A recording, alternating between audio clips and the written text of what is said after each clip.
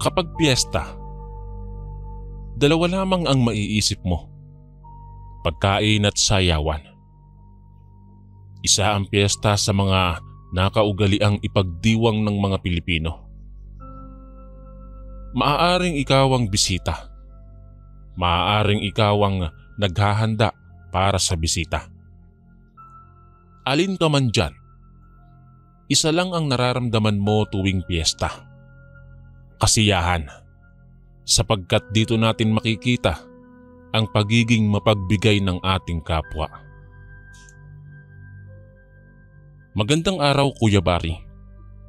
Binabati ko pala kayo ng isang mapagpalang araw, lalo na sa iyong programa, sa lahat ng mga bumubuo nito at sa iyong mga masugid na tagapakinig saan mang dako ng Pilipinas sila naroroon. Tawagin mo na lang ako sa pangalang Toto. Oo nga pala, nais ko lang pong linawin na isa po akong babae, Kuya Bari, na pinangalanan ng lalaking pangalan. Sa kasalukuyang panahon, ako po ay 54 at ako po ay tubong kulin na naririto ngayon sa Mindanao, sa Davao City. Ang aking ibabahaging kwento ay nangyari ito taong 1954, kung saan ako ay 16 na taong gulang. Isang manunulat ang aking kapatid at sa kanya ko nalaman ang inyong programa. Tinanong niya ako kung may karanasan ako sa piyesta, kung naging bisita ba ako o ako mismo nakatanggap ng bisita. At sakto po na ako ay may karanasan at aking ibinahagi sa kanya. Kuya Bari, noon sa panahon nila Teniente Gimo, kung kilala mo po siya, ang dayong kaklaseng naging bisita sa piyesta ang kanilang balak na gawing handa. Subalit hindi natuloy sapagkat nakatakas ang babaeng bisita. Ngunit sa aking kwento ay hindi ganoon ang nangyari. Sa taong aking nabanggit ay nagdiriwang ng piyesta ang aming barangay. Naging abala ang lahat ng tao at mga kabahayan noon, Kuya Bari. Sa tuwing piyesta, Kuya Bari, hindi lang tao ang madalas na bisita sa aming lugar. Marami din ang mga hindi natin kauri o kauri man natin pero may nakatagong pamana na isinasalin-salin sa kanilang mga lahi. Kadalasan, naririnig ko, Kuya Bari, na ang antiki ang kadalasang nababanggit na maraming aswang. Sa panahon noon ay pinaniniwalaan talaga ang mga taga-antike na may maraming aswang, hanggang umabot sa Capiz at San Joaquin na nagdulot ng takot at kilabot sa mga nananahan noon sa Iloilo. Sa panahon kasi na ito ay hindi pa masyadong kilala ang Iloilo sa pasyalan. Ngunit kilala sila sa bansag na inaatahanan ng mga urban legend. Para sa iba, nagagalit sila na animoy sinisiraan ng aming bayan. Pero para sa akin, hindi ba't karangalan yon na sa amin nagsimula ang kwento? Totoo man ito o hindi. Kung wala ang bayang ito, saan kaya unang mabubuo ang istoryang kinahuhumalingan ng mga mahilig sa katatakutan? Wala namang pinagkaiba ang kwentong bayan na ito sa Siquijor, kung saan ito naman ang tinaguriang tahanan ng mga mangkukulam. Bisperas ng piyesta, marami ng palaruan sa perya at may sayawan pa para sa gustong magsasayaw. Namasyal kami sa perya ng aking mga pinsan sa ina. Araw-araw naman kami narito, ngunit sinulit na namin ang gabi sapagkat matagal ulit ito mauulit. Sa susunod na taon na naman. Hindi kasi kami maaaring pumasok sa sayawan sapagkat bata pa lang kami. Kaya hanggang perya lang ang pwede naming pasyalan. Walang masyadong tao sa perya sapagkat nasa sayawan ng lahat ng tao. Anang pinsan ko, Mainam na rin at hindi masikip at masasakyan namin ang lahat ng gusto naming sakyan. Noon, Kuya Bari, ang bayad sa perya ay 25 sentabo. Depende sa rides na sasakyan mo.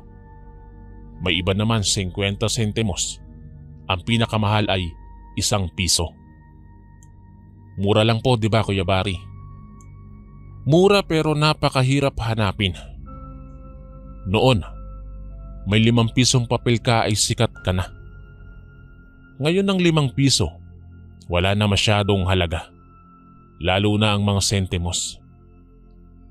Pinadalhan ako ng papa ko ng pera. Puro 25 sentimos. Na kung pagsasamahin mo ay umaabot sa 100 piso. Nag-iipon din kasi ako buwan-buwan. Para pag namasyal kami ng kapatid ko ay may baon kami. Isa pa ang pamilya namin ay ang isa sa kilala na pamilya noon sa barangay namin, Kuya Bari. Sa dami ng aming taniman ng palay at munggo. Habang nasa peryahan kami, Kuya Bari, nagulat na lamang kami nang biglang dumami ang mga tao. Nagkatinginan kami ng mga pinsan ko dahil kakaiba sila, Kuya Bari. Ang tatangkad nila't ang gaganda. Na kung sa panahon mo ngayon sila ay titingnan ay para silang mga banyagang mga tao na naligaw sa aming bayan.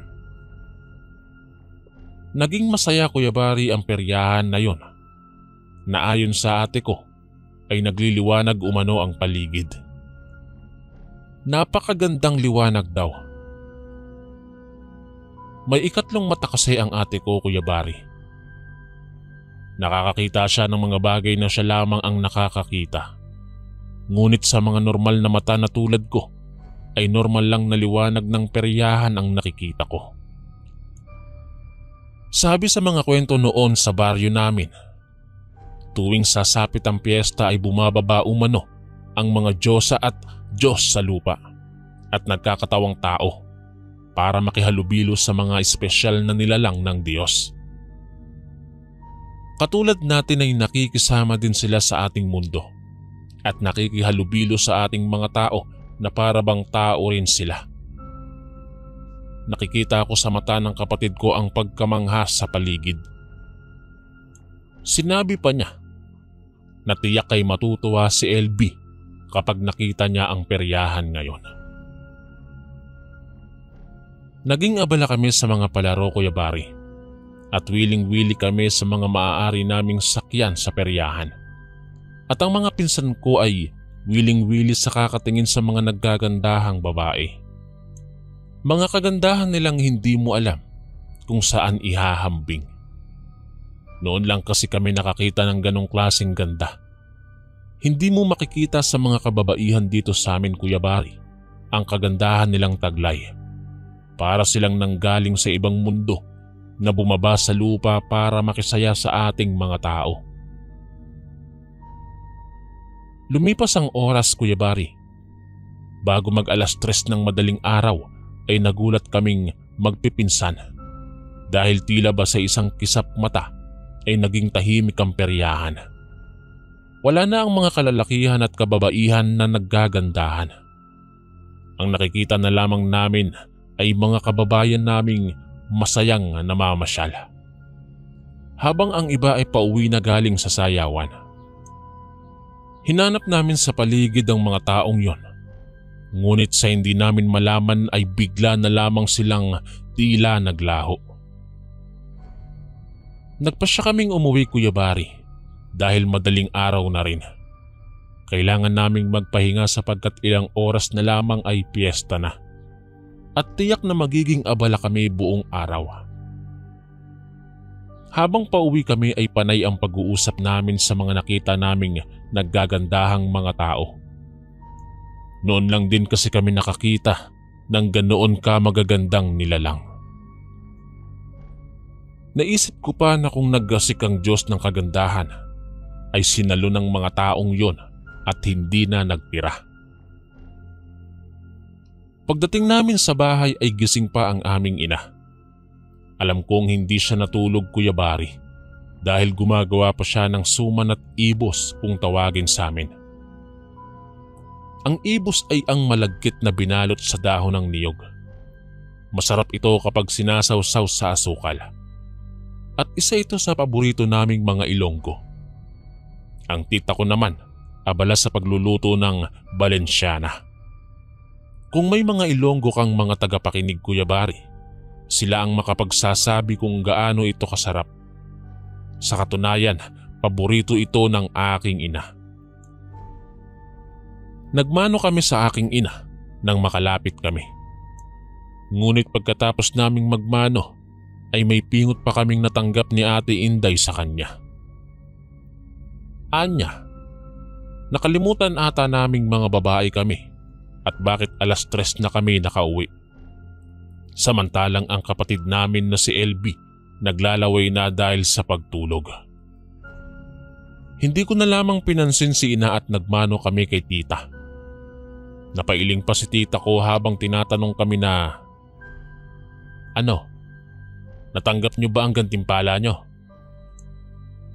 Sinabi ko naman sa kanila na mga pinsan lang naman namin ang aming mga kasama.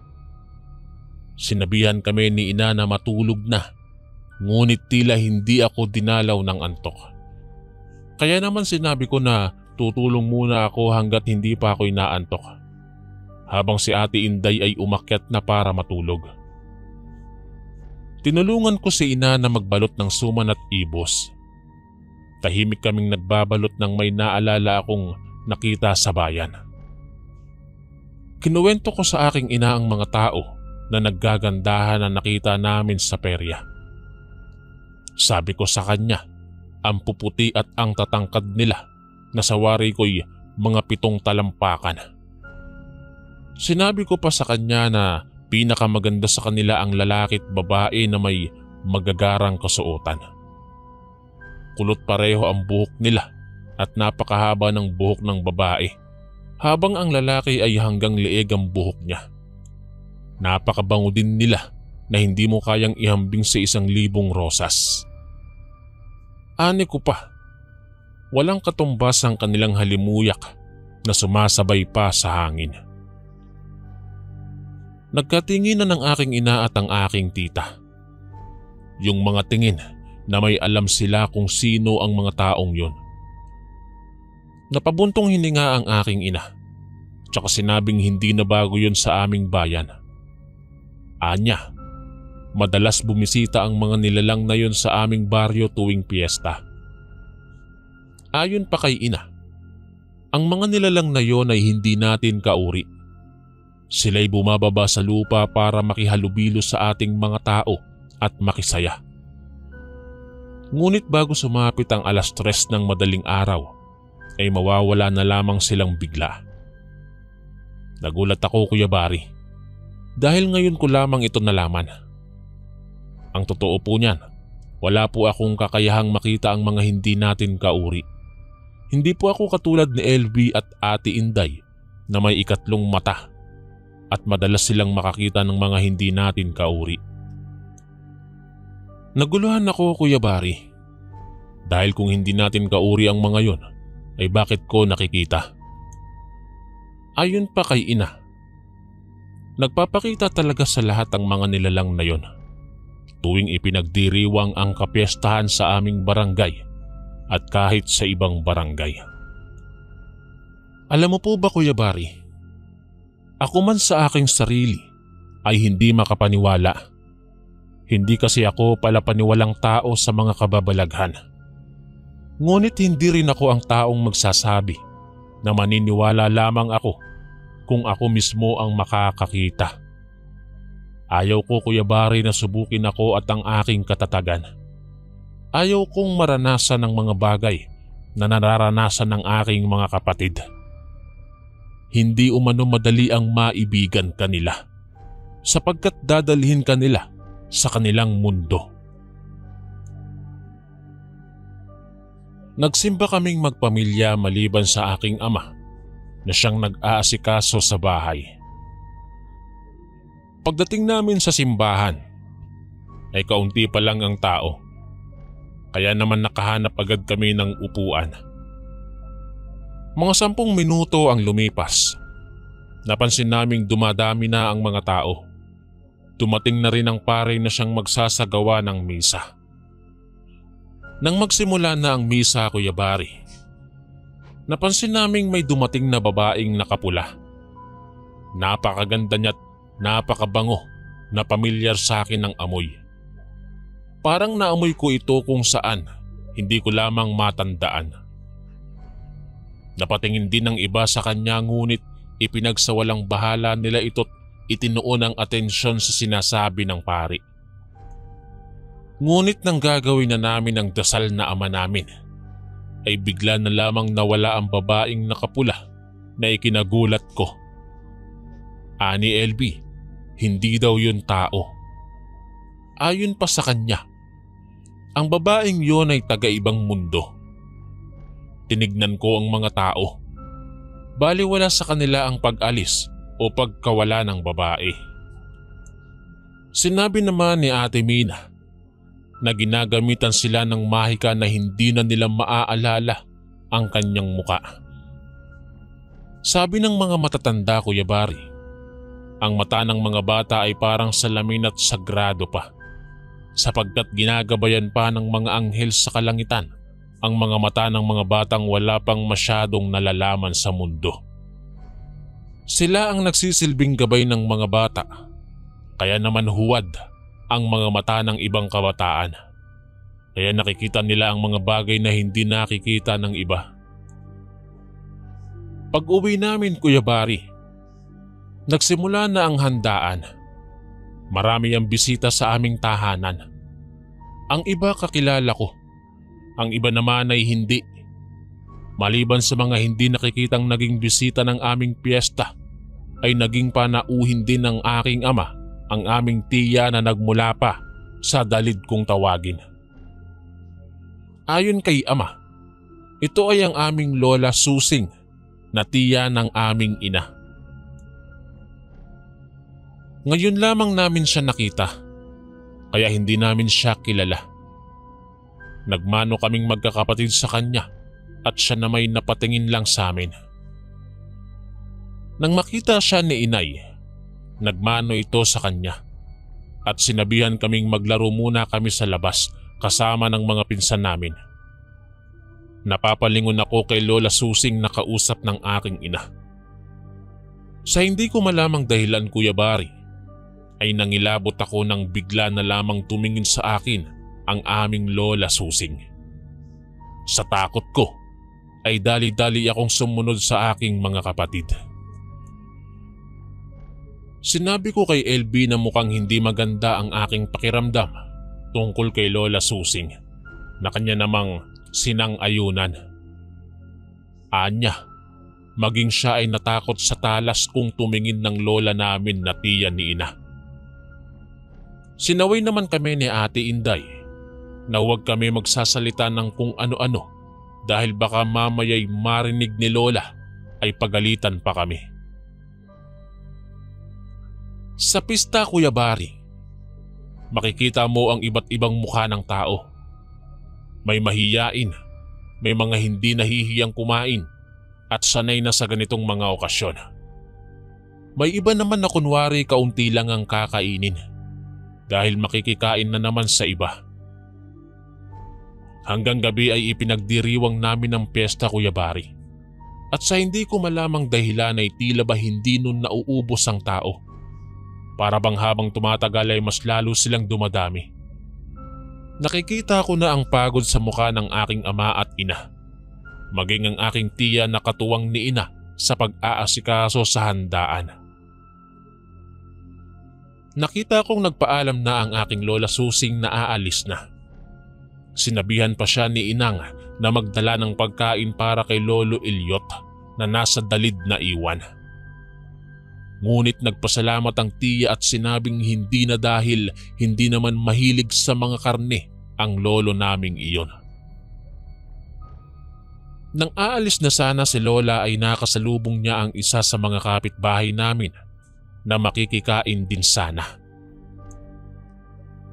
Nang makita siya nito ay binati siya na kung ano umano ang ginagawa ng aswang na matanda sa aming baryo.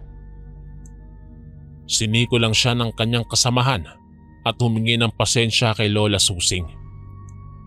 Sabi pa ng kasamahan ng kapitbahay naming yon, napapangalanan ko na lamang na Boy na nakainom na umano ito. Hindi lang umimik si Tia at sinabihan na lang din ni Ina ang mga kasamahan ni Boy na ipasok na lamang ito sa loob. Hindi naman kasi ganon ang kapitbahay naming yon kung hindi siya lango sa alak. Ngunit ayaw patinag ng kapitbahay namin na yon at dinuro nito si Lola na aswang umano sa dalid, tsaka tatawa ng tatawa. Pinagtitinginan na sila ng mga tao. Ang iba na may umiwas na sa bahay at tsaka na lamang umano kakain pag wala na si Lola. Ipasok nyo na nga yung si Boy Rene. Ba't ba naggagala pa yan lasing na lasing na? Wika ng aking ama na maging siya ay pinilit ng pumasok si Mang Boy na patuloy sa pagsisisigaw na aswang sa dalid ang aking Lola Susing. Tinignan namin si Lola na walang imik at tahimik lang na nakatingin kay Mang Boy na hanggang sa loob ng bahay ay nagsisisigaw ng aswang. Maririnig pa namin ang sinasabi niya sa aming ama sa loob ng bahay namin. Maniwala ka, Fred. Aswang yang tiyan ninyong tagadalid. Nahawa na yan sa asawa niyang aswang. Bakit ninyo pinatuloy yun dito? Paano kung mahawa kayo? Ay nako Boy, magtigil ka nga't igalang mo ang tiya ni Luz. Hindi ka naman inaano. At kung totoong aswang man si Tia, ay ano naman? Ang mahalagay mabait siya sa aming mag-asawa. Pagtatanggol ni ama sa aming Lola. Nabaling ang aming atensyon kay Lola Susing na ngayoy kausap na ng aking ina. Naghingi ng tawad si ina sa inasal ng aming kapitbahay na si Mang Boy. Nasa ganun silang pag-uusap nang dumating ang asawa ni Boy na si Ate Lala. Nang mapatingin siya sa aking tiyay, dali-dali din siyang pumasok at pinuntahan si Mang Boy. Narinig pa naming nag-aaway sila. Habang si Mang Boy ay panay wika na may bisita kaming aswang. Nagpaalam na si Lola Susing kay ina. Inayos niya ang kanyang balabal na itim at naglakad na. Kung ilalarawan ko kasi si Lola Kuya Bari, nakakatakot naman talaga siyang tignan. Matalas kasi siya kung tumitig. Hindi masyadong palasalita at hindi rin palangiti. Medyo kulubot na ang kanyang balat. Puti na rin ang kanyang buhok na sa wari ko'y napakahaba. Medyo bako na rin siyang maglakad at nakaitim na damit na pangunahing kasuotan ng matatanda noon at may balabal. May nunal siya sa ibaba ng kaliwang bahagi ng kanyang labi at ang kanyang mga kuko'y mahaba. Kahit ikaw ay matatakot ka sa kanyang personalidad. Baka nga kung ikaw ang makakarinig sa mga oras na yun ay iisipin mong siya nga ay aswang. Hinatid lang namin ang tingin si Lola Susing Kuya Bari. Napahinto lang siya nang marinig namin ang sinabi ni Ate Lala na kumain at humigop na lamang ng sabaw si Mang Boy. Nang mahimasmasan, nakita kong nagkubli siya sa isa sa mga mangga sa aming bakuran. Nakatayo siya doon habang nakatingin sa isang bagay at tila may ginagawa siyang hindi ko masyadong maaninag kung ano yon. Nanatili akong nakatingin sa kanya at nagulat pa ako nang tumingin siya sa akin. Pagkunway itinapat niya sa kanyang labi ang hintuturo niya na tila ba sinasabi niyang huwag maingay. Tsaka ngumiti siya at umalis na Kuya Bari. Kinilabutan ako sa nakita ko. Tila ba umihip ang malamig na hangin na nanunuot sa kaibuturan mo. Hindi maganda sa pakiramdam ang hangin dahil sinasabayan pa ito ng panlalamig ng aking mga pawis sa sobrang kaba. Matagumpay naming naipagdiwang ang piyesta Kuya Bari. Subalit kinabukasan, kahit tapos na ang piyesta ay marami pa ring tao ang dumarating. Habang abala si ama sa kanyang mga bisita na galing pa sa syudad, ay bigla na lamang nilang narinig na umiyak si Ate Lala, ang asawa ni Mang Boy. Ito ang kapitbahay naming nalasing nung gabi at sinisigawan ng lola namin na aswang sa dalid. Lumabas si Ama para tanungin si Ate Lala kung ano ang nangyari. Anya ay nagsusuka umano si Mang Boy paggising nito. Sumagot naman ang aking tiya na baka dala lang ng kalasingan ni Mang Boy kaya ito nagsusuka na mariin namang ikinailing ni Ate Lala. Anya, kakaiba ang isinusuka ni Mang Boy. Kulay berde na may halong itim umano. Nagkatinginan si ina at ama at agad na pinuntahan si Mang Boy. Ibinilin ni Ama sa aming tiya ang mga bisita at saka pinuntahan si Mang Boy. Hindi ko po pala nasabi, Kuya Bari, na isang manggagamot ang aking ama at kilala siyang manggagamot sa lugar namin.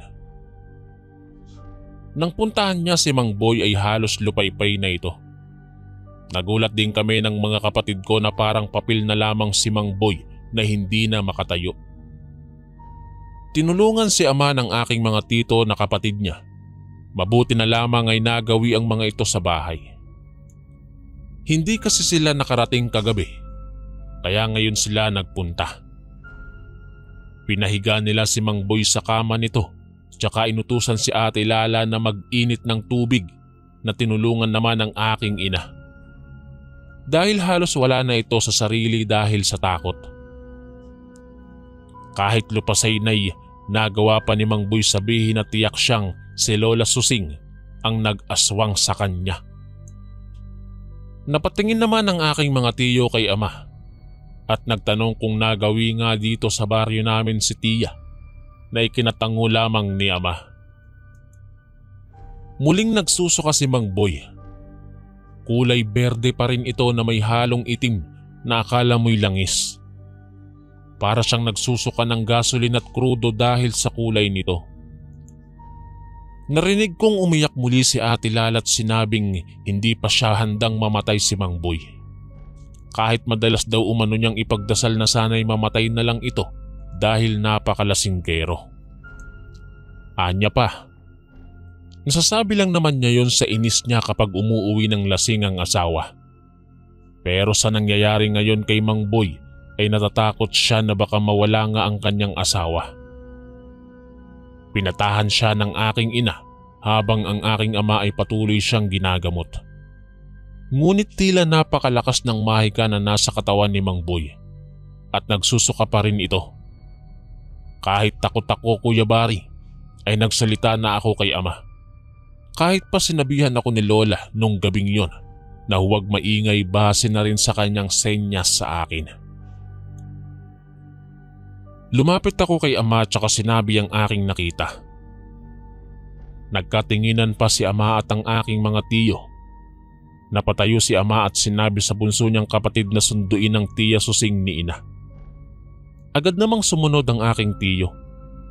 Hinarap ni Ama si Ate Lala at sinabing humingi na lamang ng tawad kay Tiya dahil ang mahikang ginamit ni Tiya sa katawan ni Mang Boy ay siya lamang ang makapag-aalis. Panay pa rin ang suka ni Mang Boy, Kuya Bari. Hihinto lang ito ng 1 oras tsaka susuka ulit. Si Ate Lala naman ay halos hindi na umaalis sa altar nilang may isang ribulto na kasing taas ko. At panay ang kanyang iyak doon habang nakaluhod at nakayakap sa santo. Nanghihingi siya ng tawad sa kanyang mga pinagsasasabi kay Mang Boy na sana ay mamatay na lang ito. At nanghingi siya ng pagkakataong bigyan pa ng mahabang buhay si Mang Boy. Narinig kong sinabi ni LB na mukhang hindi naman daw si Lola ang may gawa nun kay Mang Boy. Habang nakatingin sa bintana na sinundan naman namin ng tingin. Wala akong nakikita, Kuya Bari. Ngunit sila ni Ate Inday ay mayroon. Ayon kay LB at Ate Inday, mga galit daw na nilalang ang nasa labas. Hindi lang nila alam kung ang mga ito ang dahilan ng pagsusuka ni Mang Boy.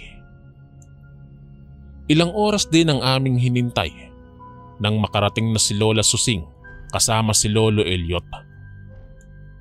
Nang makita sila ni Ate Lalay, halos lumuhod na ito sa harapan ng matanda habang humihingi ng tawad. Sinabi niyang hindi naman umano sinasadya ni Mang Boy na sabihan siyang aswang. Dala lamang ito ng kalasingan ng asawa. Mabait naman umano ito kapag hindi lasing. Tiningnan lang niya si Ate Lala at pumasok. Ni hindi niya ito kinausap. Diretso lang ang pagpasok niya sa loob ng bahay at tiningnan si Mang Boy. Tinawag niya si ama at nag-usap sila. Mukhang malalim ang kanilang pinag-uusapan. May pagkakataon pang sabay silang napatingin sa bintana kung saan ang tinitignan ni LB at Ate Inday. Lumabas si ama at Lola Susing sa likod kung saan ang bintana na kanilang tinitingnan. Tila ba may kinakausap sila doon. Si Lolo Elliot naman ay hinarap si LB at Ate Inday tsaka tinanong nang, "Nakikita niyo ba sila?" Napatango naman ang aking mga kapatid at ako naman ay sinabi kong hindi ko nakikita ang mga nakikita ng mga kapatid ko nang magawi ang tingin niya sa akin.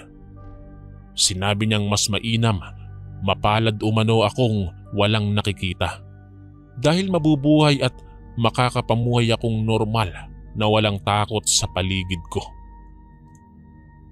Ang magkaroon ng ikatlong mata ay isa umanong regalo, ngunit hindi maituturing na isang biyaya sapagkat may kaakibat itong responsibilidad.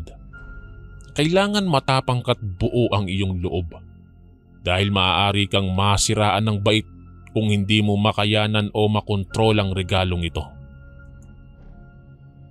Bumalik na si ama at Lola Susing sa loob na tila ba tapos nang makipag-usap. Dahil baguhan pa lamang ang aking ama sa panggagamot at hindi pa niya gamay ang ganitong klase ng mga sitwasyon, ay si Lola Susing ang nagsagawa ng panggagamot. Tila ba bumulong sa hangin ng tiya at pinapahiran niya ng kanyang laway ang tiyan ni Mang Boy. Nung unay ayaw pa ni Mang Boy Kuya Bari dahil baka umano mahawa siya sa pagiging aswang ni tiya. Tumayo si tiya at sinabing pwede naman niyang hayaang magsuka na lang nang magsuka si Mang Boy. Ngunit maagap na nakiusap si Ate Lala kaya muling ginamot niya si Mang Boy. Ilang minuto din ang lumipas nang mahimasmasa ng lasing naming kapitbahay. Masigla na itong bumangon na tila walang nangyari. Agad siyang pinainom ni Ate Lala ng mainit na tubig at nagpasalamat kay Lola. Humingi ulit ito ng tawad ngunit sinabi ni tiya na wala namang kasalanan na ginawa sa kanya si Mang Boy. Hindi umano siya ang gumawa kay Mang Boy noon. Anya, nung gabi ng piyesta na magkita sila ni Mang Boy sa bahay, ay nakita na niya ang lason sa katawan ni Mang Boy.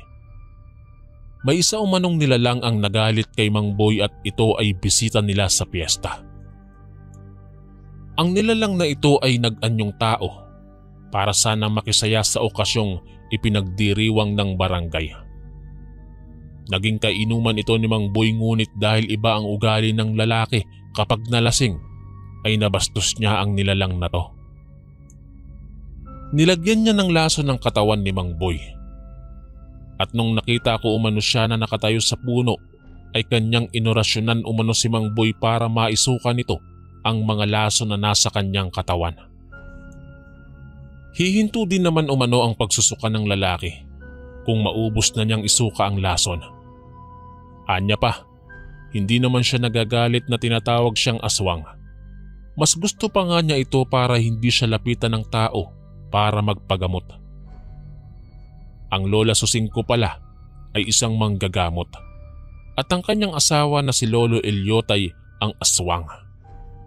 Ngunit hindi ito namiminsala. Kaya hindi siya kumakain ng mga karne o mga may dugo para hindi umano siya matakam sa laman. Kaya naman puro gulay ang kinakain ni Lolo Elliot at kaya pala ganon siya kasigla. Anang matanda na hindi naman lahat ng aswang ay masasama. May iba na pinipiling makapamuhay ng normal katulad niya. Anya, Minsan mas tao pa ang aswang kaysa sa mga normal na tao. Hindi din niya balak hawaan ng Lola Susing o maging ang kanilang mga anak. Nais niya na sila'y makapamuhay ng normal. Saan nga ba nagmula ang mga aswang? At paano sila naging ganito? Saan nila ito nakukuha? Ani Ama, ang mga bato ng aswang ay nagmumula sa mga itim na nilalang sa ilalim ng mundo. Ang mga nilalang na yon ay ipapadala ang bato sa mundo ng mga tao at sila'y maghahanap ng maaaring mangalaga sa batong may mahikang itim. Ang mga kinakain ng aswang katulad ng sanggol ay alay nito sa bato at ang bato ang magdadala noon sa ilalim ng mundo. Hindi ko alam kung paniniwalaan ng iba ang kwento ko, Kuya Bari. Marami ang magtataas ang kilay at sasabihin na hindi naman totoo ang kwento ko, lalo na sa panahon ngayon. Ngunit para sa aming mga nakaranas sa mga aswang o mga nilalang sa ibang mundo, dalawa lamang ang aming nararamdaman. Magandang karanasan at nakakatakot. Maganda sapagkat hindi mo aakalain na may ganoong mga nilalang na nakikisalamuha sa atin. Nakakatakot dahil hindi mo alam kung mabuti ba sila o masama. Nang gumaling si Mang Boy, Kuya Bari, ay tumigil na siya sa paglalasing. Lalo pat nagiging ibang tao siya kapag nalalasing siya. Hindi na rin niya tinatawag ang Lola Susing na aswang sa dalid. Lumipas, Kuya Bari, ang mga araw, buwan at panahon. Panibagong taon na naman ang dumating. At ito ay ang taon na huling piyesta namin sa aming barangay. Lumipat na kasi kami sa Mindanao. At ang piyestang ito ang hindi ko talaga malilimutan sa buong buhay ko, Kuya Bari. Tila ba ito ang pabaong alaala sa amin ng lugar na to bago kami lumipat sa Mindanao. Piyesta at huling karanasan na hindi ko makakalimutan. Taong 1955, ang taon kung saan tumatak sa aking isip magpahanggang ngayon. Katulad ng mga nakaraang piyesta, Kuya Bari, may mga hindi inaasahang bisita na naman. Hindi ko alam kung nagkataon lang o ito na talaga ang kanilang tradisyon tuwing piyesta. Papunta kami ng mga pinsan ko, Kuya Bari, sa perya. At sa pagkakataong ito ay mga pinsan ko na lamang ang kasama ko. Dahil si Ate Inday ay hindi na sumama. Si Elvin naman ay mas piniling manatili sa bahay para makipaglaro sa mga pinsan naming kaedad niya lang. Nagpaalam naman ako sa mga magulang ko at pinayagan naman nila ako sapagkat kasama ko naman ang aking mga pinsan. Ngunit sinabihan kami ni Ina na wag na magpapaabot ng madaling araw dahil kailangang magpahinga ng maaga para may lakas kami kinabukasan. Habang papunta kami sa peryahan, ay panay ang kwentuhan namin sa daan na baka naroroon na naman ang mga dayo na nakita namin nung isang taon. Nang makarating na kami sa peryahan, nakita naming maraming tao. Ang iba taga-Karatig Bayan na dumayo pa doon para lamang maglaro at makisaya sa peryahan. Aliw na aliw ako doon. Samantalang ang mga kasamahan ko ay tila ba nadismaya dahil hindi nila nakita ang mga inaasahan nilang makita. Umuwi kaming dismayado ang mga kasamahan ko, Kuya Bari. Wala pang 10:00 ay nakauwi na kami na ipinagtaka ng aking ina at tiya. May oras pa akong tumulong sa kanila para sa handa bukas. Ganito po kasi si Ama, parang tatakbo ng pagkapangulo kong maghanda. Para bang buong Iloilo ang kakain sa bahay. Nagpasya na akong matulog, Kuya Bari. Ngunit dumaan muna ako kay Ama sa likod bahay kasama ang mga tito ko na naging katulong niya sa paghahanda ng mga sahog para sa lechon.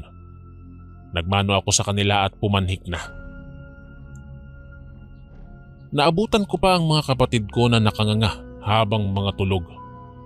Sa panahon noon, gasera lang ang nagsisilbing ilaw sa bawat tahanan. Inaayos ko ang aking higaan nang magkagulo ang aming likod bahay. Napabalikwas din ang aking mga kapatid ng bangon at tila hindi pa nahimasmasan dahil sa gulat. Lalabas na sana kami nang dumating ang aking tiya at ina kasama ang dalawa pang pinsan ni ina na tumutulong sa paghahanda. Anila, huwag kaming lumabas sapagkat may hindi inaasahang bisita sa iba. Sumilip kami sa bintana at nakita namin ang aming mga kabaryo at ang aking ama na nakikipagbuno sa isang nilalang. Hindi ko mawari, Kuya Bari, kung tao ba ang kalaban nila ama o hayop. Basta ang nakikita namin ay mabalasik ito't nagkakagulo na sila dahil sa nananalanta na ito. Sumisigaw na sila ama dahil napakalakas talaga nito, Kuya Bari. Nasugatan na rin ang iilan sa mga kabaryo namin. Habang nasa ganoon silang sitwasyon, may isa pang nilalang ang biglang dumating at nakipagbuno sa nilalang na nakakatakot. Maya-maya pa'y dumating si lola namin na tiya ni ina at sinabing pumasok na ang mga tiyo dahil delikado ang bisita nilang hindi inaasahan. Sila na daw umano bahala ng kanyang asawa at ni ama. Nakita kong tumakbo si ama papasok. Nang makaakyat siya'y dali-dali niyang kinuha ang buntot pagi niyang palagi niyang inoorasyonan at pinapahiran ng langis. Tinanong pa siya ni ina na kung ano umano ang nangyayari. Ang sabi ni ama ay may bisita umano ang baryo na isang nilalang na hindi kaaya-aya. Bumaba si ama at nakita naming nilalatigo niya ang nilalang habang dinadasalan ng aking lola. Ayon kay ama, aswang umano yun. At nais pala akong kuhanin, Kuya Bari, dahil nasarapan umano sa aking laman. Nakita umano niya akong pauwi at sinundan ako. Hindi niya lamang ako makuha kanina sapagkat isa sa mga pinsan ko ang may habak na nakaakbay sa akin. Natakot ako, Kuya Bari. Kung hindi dahil sa pinsan ko ay naging ulam na ako ng aswang na bumisita sa bahay namin. Bisita naming hindi ang handa sa mesa ang pakay, kundi ako. Ngayon po ay masaya na kaming namumuhay dito sa Mindanao. Taong 1985 nang dumating kami sa Mindanao. At sa kasalukuyang panahon ay masaya akong namumuhay kasama ang aking pamilya. Ngunit kahit narito na kami ay dala ko pa rin sa aking alaala ang katatakutang yon. At talagang tunay na napakadalisay ng pag-ibig ng Diyos. Hindi niya ako pinabayaan dahil sumama ang aking pinsan na siyang naging daan para hindi ako makuha ng aswang, na dapat nung araw na yun ay ayaw sumama sa amin. Salamat, Kuya Bari, sa paglaan mo ng oras kung sakaling mapipili mo itong aking kwento.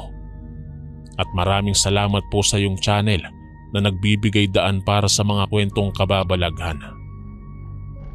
Mula po dito sa Mindanao, maraming salamat po. Gumagalang, Toto. Ito naman po ang ating pangalawang kwento.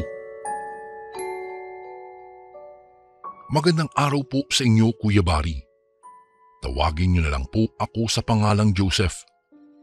Itong kwentong aking ibabahagi ay naging karanasan ng aking asawa at ng kapatid niya. Noong mga panahong iyon, nasa Saudi pa ako at isang OFW. Dahil mag-isa lang si Clara sa bahay, pinayuhan ko siyang magpasama na lang sa kanyang kapatid na si Cathy. Hindi naman siya tinanggihan ng aking hipag. Magmula noong nagtatlong buwan ang tiyan ni Mrs. ay kasama na niya sa aming bahay itong si Cathy. Isang araw, nagulat silang dalawa dahil nawalan ng tubig sa bahay. Pareho silang nagtaka noon dahil tumutulo naman ang gripo ng nagdaang araw. O bakit kaya nawala ng tubig? Di kaya barado yung tubong nakakonekta sa ating gripo? Baka may bara at hindi lang natin nahalata, ate. Sabi ni Cathy kay Mrs. Oo nga eh. Siguro mas mainam pa siguro magpatawag tayo ng tubero. Baka may kakilala ka ha. Sabihan mo na pumunta rito. Anya ni Mrs. Sige ate, subukan ko magtatanong-tanong sa mga kaibigan ko. Baka may kakilala silang tubero. Tugon naman ni Cathy sa kanyang ate. Napatango na lang ang aking asawa sa kanyang kapatid. Noong mga panahong iyon, umalis si Cathy para pumunta sa kanyang kaibigan. Nagtanong-tanong siya sa kanila hanggang sa may nakapagsabi sa kanya na may isang magaling na tubero raw siyang kakilala. Dahil doon, ibinigay ni Cathy ang address ng kanyang ate. Sinabi niya rin kailangan nila ng tubero agad-agad at saka umuwi. Pagkarating ni Cathy sa bahay namin, masaya niyang ibinalita kay Mrs. na may kakilala ang kaibigan niya at papupuntahin na lamang daw nila mismo sa bahay namin. Wow, mabuti naman kung ganun, Cathy, dahil mahihirapan tayo sa pag-iigib lalo na't buntis pa ako. Sabi naman ni Clara. Hintayin na lang natin siya, ate. Baka maya-maya lang nandito na yun. Wika ni Cathy. Iyon nga po, Kuya Barry. Naghintay sina Cathy at Clara sa tuberong sinasabi. Nagtiis sila ng walang tubig. Lumipas ang ilang oras, subalit hindi pa rin nakakarating ang nasabing tubero. Mura ng mura si Mrs. noon dahil wala silang tubig. Isa pa ay wala silang mautusang umigib. Ano ba naman yung tuberong yun? Bakit hanggang ngayon wala pa? 4:30 na, tingnan mo. Bulalas ni Clara. Pareho lamang silang natigilan ni Cathy nang may biglang kumatok sa pintuan ng aming bahay. Tao po! Tao po! Ako po yung tubero. Napabuntong hininga na lang si Clara noon at inutusan ng kanyang kapatid na papasukin ang tubero. Pagkaalis ni Cathy, agad na nakaramdam ng sakit ng tiyan ang aking asawa. Para daw pinipiga iyon, dahilan para mapaupo siya. Pinilit niyang huwag indain iyon dahil haharap siya sa tubero. Ate, ito na si Mang Dante. Siya yung tubero na nirekomenda ng kaibigan ko. Wika ni Cathy. Napatango naman si Mrs. sa kanya at saka ipinakilala ang kanyang sarili. Noong mga panahong iyon, Kuya Barry, niyaya ni Clara ang tubero na magmerienda muna. Subalit, nagwika ang nasabing lalaki. Naku ma'am, mamaya na po. Tatapusin ko na lang muna ang pinagagawa niyo sa akin. Sa kadailanang iyon, itinuro na lang ng aking asawa ang koneksyon ng mga tubo sa bahay. Inisa-isa naman iyon ng tubero at halata raw na alam niya ang kanyang ginagawa. Nasa likuran lang noon si Clara at Cathy nang biglang mapahiyaw ang aking asawa. Aray ko! Ang sakit ng tiyan ko! Pagkarinig ng tubero ng wika ni Mrs., tumigil iyon sa kanyang ginagawa. Lumingon iyon kay Clara, saka parang napangisi. Napatitig siya sa tiyan ng aking asawa, saka parang napadila. Nakatinginan sila Cathy ng mga panahong iyon. Dahil doon, nakaramdam ng hiya ang tubero. Muli niyang ipinagpatuloy ang kanyang ginagawa. Kuya, sandali lang ha, magpapahinga lang muna ako ng saglit. Sobrang sakit kasi ng tiyan ko sabi ni Clara sa tubero. Hinatid siya ni Cathy sa aming silid at noong naroroon ay nagwika si Mrs. O Cathy, ikaw na muna bahala sa tubero ha. Tumango naman si Cathy noon at saka muling bumalik sa tubero. Habang naglalakad siya, naisip niyang matyagan ang tubero. Bakit kaya ganun siya kung makatitig kay ate ko? Tanong ni Cathy sa kanyang sarili. Habang siya ay naglalakad, napatitig siya sa orasan. Napailing na lang siya noong malamang malapit ng mag-7 ng gabi iyon. Ay, kung maaga sanang dumating ang tubero, tapos na sana ang ginagawa niya. Noong malapit na si Kathy sa tubero, nagdahan-dahan siya sa kanyang paglalakad. Nang nasa pinto na siya, sinilip niya ang lalaking iyon. Laking gulat ni Kathy nang makita niyang nililinisan ng tubero ang baradong tubo. Ngunit ang kakaiba ay gamit niya ay ang mismong dila niya. Noong mga panahong iyon, halos mapasigaw si Kathy dahil sa gulat. Tinakpan na lang niya ang kanyang bibig, saka hinintay na matapos na lang si Mang Dante sa kanyang ginagawa. Naku, bakit kaya ganyan ang tuberong yan? Tanong niya sa kanyang sarili. Subalit, upang hindi siya mahalata ng tubero, hinintay niyang matapos ang gawain ng tubero at saka lumapit doon. Manong, tapos na ho ba? Sabi ni Kathy. Napalingon sa kanya ang nasabing tubero at saka napangisi. Opo ma'am. Akala ko nga ay mahihirapan ako pero mabilis lang palang pagawa nito. Wika ng tubero sa kanya. Sige, salamat po kuya. Halika muna nang makakain ka. Pagyaya ni Kathy. Bago ko po ipagpatuloy ang kwentong ito ay may request sana ako sa iyo kasundo. Isang pindot lang ito kasundo sa subscribe button namin. Malaking tulong po ito sa aming kasundo upang mapagpatuloy pa namin ang mas marami pang magagandang kwento. Salamat sa pag-subscribe mo, bagong kasundo. Napatango sa kanya ang lalaking tubero at saka sumama patungo sa sala kung saan naroroon ang nakahandang pagkain. Maitanong ko lang nasaan na yung buntis mong kapatid? Hindi ko na kasi siya nakita Tanong ng tubero sa kapatid ng aking asawa. Hindi kaagad nakasagot si Kathy dahil nakaramdam siya ng panghilakbot. Nandun siya sa silid ho, nagpapahinga na dahil masakit ang tiyan niya. Wika naman ni Kathy sa tubero. Napangisi sa kanya ang tubero at kita niya sa mukha noon ang kasabikan. Ay, ganun ba? Oo, iba talaga kapag buntis. Madalas sumasakit talaga ang kanilang tiyan. Nang mga panahong iyon, Kuya Bari, kumain na si Mang Dante. Napalunok na lang ng laway si Kathy dahil kakaiba raw ang paraan ng pagkain noon. Para daw may halong gigil iyon at saka pananabik. Pagkatapos kumain ng tubero, agad na ibinigay ni Kathy ang bayad niya.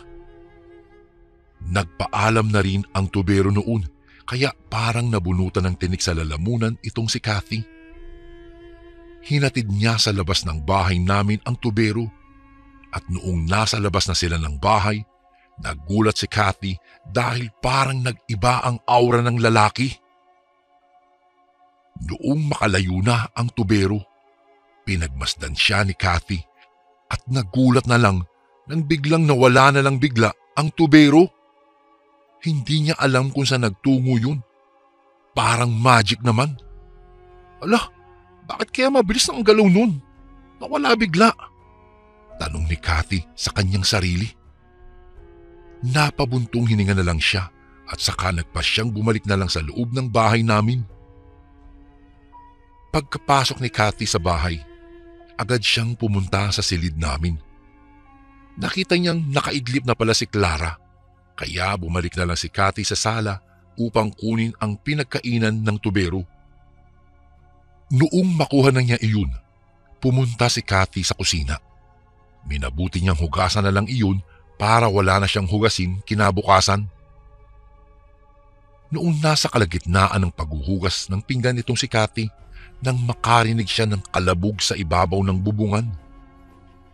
Noong una ay hindi niya iyon pinansin, ngunit lumaon na ulinigan niyang umuungol ang aking asawa. Dahil doon, dali-daling pumunta si Kathy sa aming silid. Pagkarating niya roon, laking gulat niya nang mapatingala siya sa kisame. May isang mabalahibong nilalang ang naroroon at nakalawit na ang dila niyang nakakonekta na sa tiyan ni Mrs. Walang hiya ka! Akala mo ba hindi ko nakitang humahaba ang dila mo kanina? Sigaw ni Kathy. Nakita niya kasing may tattoo iyon sa kaliwang braso at kawangis noon ang tattoo ng tubero. Napatitig ang aswang kay Kathy. Inilabas noon ang kanyang pangil kaya nahintakutan na ang babae. Ate Clara! Sigaw ng sigaw si Kathy upang gisingin ang aking asawa. Ngunit sobrang himbing iyon sa pagtulog. Dahil hindi nagigising si Clara, dali-daling lumabas sa silid namin si Kathy. Pumunta siya sa kusina, saka kumuha ng tubig at saka ng karit. Walang iya, humanda ka, aswang ka. Puputulin ko ang dila mo kung hindi ka aalis. Pagkabalik ni Kathy, nakita niyang parang may kung anong sinisip-sip ang aswang gamit ang kanyang dila. Dali-dali siyang lumapit kay Clara at saka itinapon doon ang tubig. Pagkatapos noon, walang pagdadalawang isip niyang tinaga ng karit ang dila ng aswang.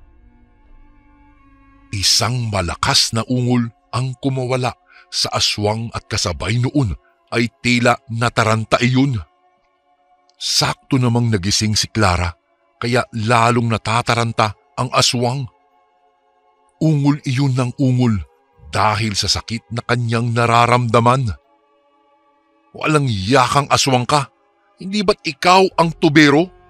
Akala namin ay maaasahan ka, isa ka palang traidor. Sigaw ni Kathy sa aswang na tubero. Maya-maya'y gumapang ang aswang patungo sa pintuan ng bahay namin. Noong naroon na siya, napalingon siya kina Kathy at Clara. Tumitig iyon ng mabalasik habang pilit na pinipigilang tumulo ang laway niyang hinaluan ng kanyang dugo. Punyeta ka! Umalis ka na, aswang ka! Kapag hindi ka pa umalis, titiyakin kong mamamatay ka ngayon, sigaw ni Kathy. Umangil pa ng huling beses ang aswang at biglang umalis ito at naglaho sa karimlan. Matapos yun ay umiyak ng umiyak si Clara. Ang anak namin! Ang anak namin! Paulit-ulit na wika ni Clara. Hindi na nagdalawang isip pa si Kathy noon na dalhin ang aking asawa sa pinakamalapit na ospital. Sakay ng isang tricycle ay humarurot na sila patungo doon. Nababahala kasi sila ng husto dahil nakita ni Kathy na may kung anong sinipsip ang aswang mula sa tiyan ng kanyang ate. Habang bumabiyahe sila patungong ospital ay nakakarinig pa sila ng mga paghuni ng tiktik na sumusunod na sa kanila. Mas lalo silang kinabahan noon dahil narinig nila ang isang malakas na pagaspas ng pakpak na malapit lang sa tricycle na sinasakyan nila. Maging ang driver ay nagulat din daw dahil ngayon lang siya nakakita ng ganoong klaseng nilalang. Mas lalong pinaharurot ng driver ang tricycle at hindi naman nagtagal ay nakarating sila sa ospital. Iyak daw sila ng iyak habang sila ay nasa biyahe. Maging ang tricycle driver ay napadasal noong mga oras na iyon, Kuya Barry. Sa kabutihang palad, walang nangyari sa aming anak. Ganun na rin ang aking pasasalamat sa Diyos dahil hindi niya pinabayaan ang aking asawa at ang kapatid niya. Hindi nagtagal, napaanak ang aking asawa nang wala sa oras. Ngunit nagsilang naman siya ng isang malusog na batang lalaki. Ligtas silang pareho. Awa ng Diyos ay hindi na sila sinundan pa ng aswang na tuberong iyon noong bumalik na sila sa bahay. Ito po, Kuya Barry, ang kahindik-hindik na pangyayari na naranasan ng aking asawa at ng kanyang kapatid. Isang pangyayaring muntik ng magpahamak sa aking mag-ina dahil lang sa isang aswang na nagpanggap na isang tubero. Hanggang dito na lang po ang aking kwento at sana'y mabasa niyo po ito sa inyong channel. Lubos na gumagalang, Joseph. And again, maraming salamat po mga kasundo. Don't forget to subscribe and i-click nyo lang po yung bell na button para updated po kayo sa mga upcoming videos namin na paparating. Maraming salamat po ulit. God bless and ingat po lagi dyan. Ito po si Kuya Bari at ako ang sundo.